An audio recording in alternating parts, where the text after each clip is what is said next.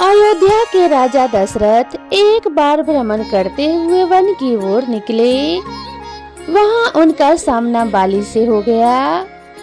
राजा दशरथ की किसी बात से नाराज हो बाली ने उन्हें युद्ध के लिए चुनौती दी। राजा दशरथ की तीनों रानियों में से कैकेयी अस्त्र शस्त्र एवं रथ चालन में पारंगत थी। अतः अक्सर राजा दशरथ जब कहीं कहीं भ्रमण के लिए जाते थे तो कैकेयी को भी अपने साथ ले जाते थे। इसलिए कई बार वह युद्ध में राजा दशरथ के साथ होती थी। जब बाली एवं राजा दशरथ के मध्य भयंकर युद्ध चल रहा था, उस समय संयोगवश रानी कैकेयी भी उनके साथ थी। युद्ध में बाली राजा दशरथ पर भारी पड़ने लगा। वह इसीलिए क्योंकि बाली को यह वरदान प्राप्त था कि उसकी दृष्टि यदि किसी पर भी पड़ जाए तो उसकी आधी शक्ति बाली को प्राप्त हो जाती थी। अतः यह तो निश्चित था कि उन दोनों के युद्ध में हार राजा दशरथ की ही होगी। राजा दशरथ के युद्ध हारने पर बाली ने उनके सामने एक शर्त रखी।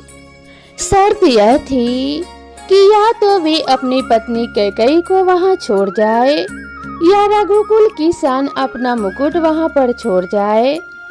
तब राजा दशरथ को अपना मुकुट वहां छोड़ रानी कैकेयी के साथ वापस अयोध्या लौटना पड़ा। रानी कैकेयी को इस बात का बड़ा दुख हुआ। आखिर एक स्त्री अपने पति के अपमान को अपने सामने कैसे सह सकती थी। यह बात उन्हें हर पल कांटे की तरह चुभने लगी कि उनके कारण राजा दशरथ को अपना मुकुट छोड़ना पड़ा। वह राज मुकुट की वापसी की चिंता में रहती थी। जब श्री राम जी के राज तिलक का समय आया, तब दशरथ जी व कैकेयी को मुकुट को लेकर चर्चा हुई। यह बात तो केवल यही दोनों जानते थे। कैकेयी ने जब श्री राम के वनवास का कलंक अपने ऊपर ले लिया था और श्री राम को वन भिजवाया था, तब रघुकुल की आन को वापस लाने के लिए उन्होंने श्री राम से कहा भी था कि बाली से मुकुट वापस लेकर आना है। श्री राम जी ने जब बाली को मारकर गिरा दिया, उसके बाद उनका बाली के साथ संवाद होने लगा। प्रभु ने अपना परिचय देकर बाली से अपने कुल के शान मुकुट के बारे में पूछा था। तब बाली ने बताया, रावण को मैंने बंदी बनाया था। जब वह भागा तो साथ में छल से वह मुकुट भी लेकर भाग गया। प्रभु मेरे पुत्र को सेवा में ले लें, वह अपने प्राणों की बाजी लगाकर आपका मुकुट लेकर आएगा।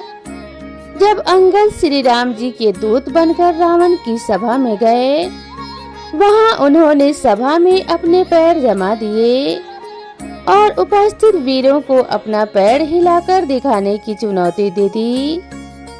रावण के महल के सभी योद्धा ने अपनी पूरी ताकत अंगद के पैर को हिलाने में लगाई, परंतु कोई भी योद्धा सफल नहीं हो पाया। जब रावण की सभा के सारे योद्धा अंगद के पैर को हिला ना पाए, तो स्वयं रावण अंगद के पास पहुंचा और उसके पैर को हिलाने के लिए जैसे ही झुका, उसके सर से वह मुकुट गिर गया। अंगद वह मुकुट लेकर वापस श्री राम के पास चले आए। यह थी महिमा रघुकुल के राज मुकुट की। राजा दशरथ के पास से मुकुट गया तो उन्हें पीड़ा झेलनी पड़ी।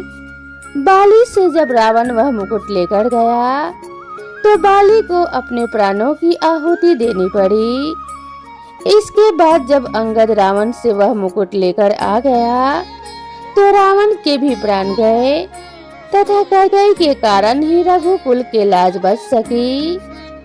यदि कैकेयी श्री राम को वनवास नहीं भेजती तो रघुकुल का सम्मान वापस नहीं लौट पाता। कैकेयी ने कुल के सम्मान के लिए सभी कलंक एवं अपयश अपने ऊपर ले लिए।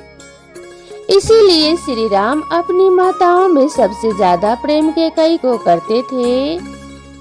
श्री राम कैकेयी माता को इसीलिए भी बहुत प्रेम व आदर करते थे क्योंकि कैकेयी के द्वारा ही उनका अवतार लेना सार्थक होना था।